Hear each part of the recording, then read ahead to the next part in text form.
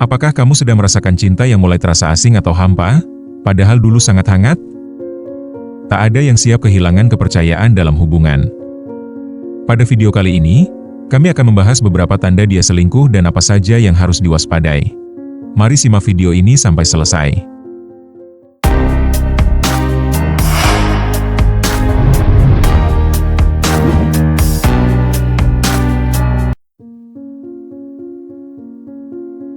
Seringkali, perubahan kecil yang terlihat sepele dari dirinya, bisa menjadi awal dari luka besar hati kita. Dan satu hal yang paling menyakitkan, yakni menyadari bahwa orang yang kamu percayai sepenuh hati sedang menyimpan rahasia dalam hidupnya sekarang. Perselingkuhan bukan hanya tentang fisik, tetapi juga tentang koneksi emosional yang mulai berpindah arah. Banyak orang tak menyadari kalau dirinya sedang diselingkuhi, karena tanda-tandanya yang kadang samar.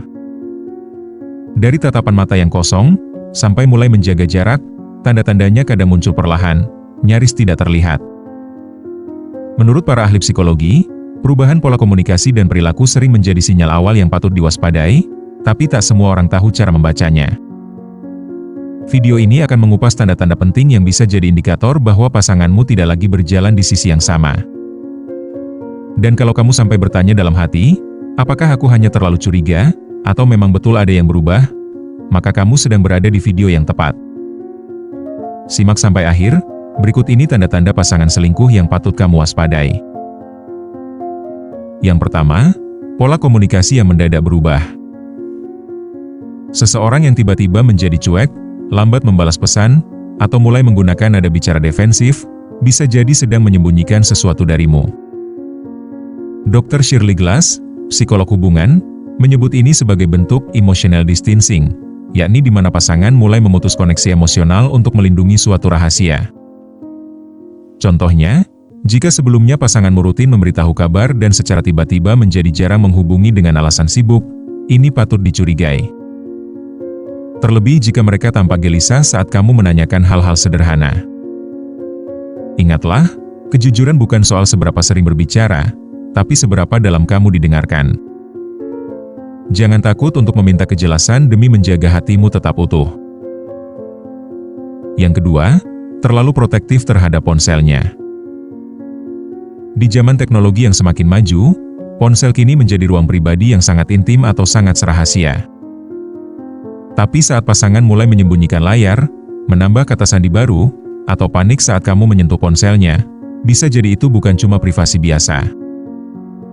Menurut psikolog klinis Dr. Ramani Durvasula, perilaku ini termasuk dalam pola digital secrecy, yakni mereka yang berselingkuh sering menggunakan teknologi sebagai alat pelindung sekaligus penghubung rahasia. Misalnya, pasanganmu tiba-tiba selalu menaruh ponselnya dengan layar menghadap ke bawah dan selalu dibawa kemana-mana, bahkan ke kamar mandi. Ini bisa jadi sinyal merah, sehingga kamu wajib memantau atau mencari bukti. Ingatlah, privasi itu penting. Tapi dalam hubungan, transparansi adalah bentuk rasa aman. Kamu berhak mengetahui apa yang membuatmu merasa tidak tenang. Yang ketiga, penurunan intimasi dan ketertarikan. Psikologi hubungan menyebutkan bahwa perbedaan intensitas kasih sayang bisa menunjukkan pergeseran emosional. Jika pasangan sudah mulai tidak mau menyentuh, memeluk, atau bahkan ngobrol secara intim, ada kemungkinan ia mengalihkan kebutuhan tersebut ke orang lain. Dr. John Gottman, pakar hubungan dari The Gottman Institute, mengatakan bahwa pasangan yang selingkuh cenderung menginvestasikan kasih sayang di tempat lain, sehingga hubungan utamanya menjadi terasa hambar dan dingin. Contohnya, dia yang dulunya sering memeluk saat pulang kerja, kini hanya masuk kamar dan langsung tidur. Pada dasarnya, cinta yang sejati tumbuh dari usaha mempertahankan keintiman, bukan sekadar rutinitas. Cinta tidak hanya soal hadir secara fisik, tapi juga soal hadir sepenuhnya secara emosional. Jika cinta kalian mulai terasa sunyi, mungkin saatnya bicara dari hati ke hati. Yang keempat, sering memunculkan nama teman baru. Jika pasangan mulai sering menyebut seseorang yang sebelumnya tak pernah ada dalam cerita hidupnya, maka kamu perlu berhati-hati. Nama itu biasanya muncul di obrolan, tawa, dan bahkan dalam hal-hal kecil, dan terkesan terlalu sering disebut.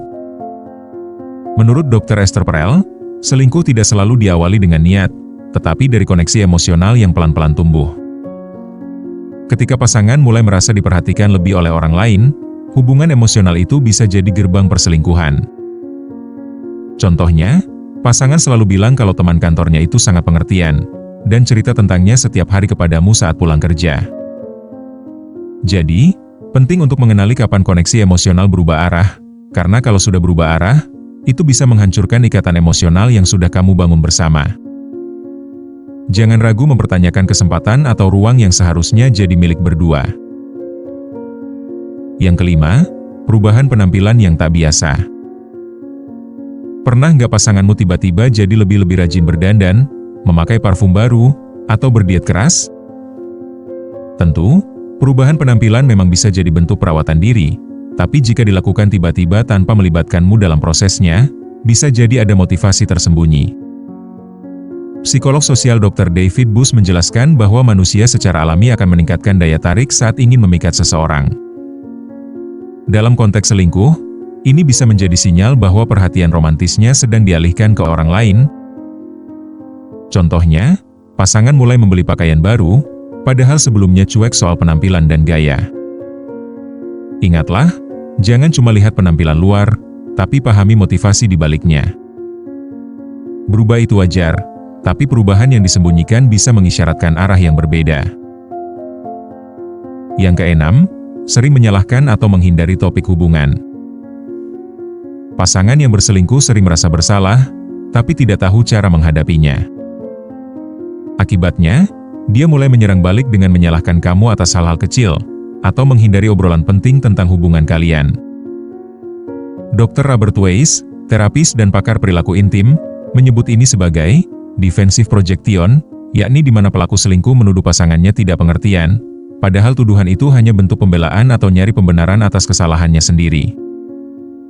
Contohnya, ketika kamu menanyakan kepastian hubungan, tapi dijawab dengan menyalahkan, yakni kamu disalahkan karena selalu menuntutnya.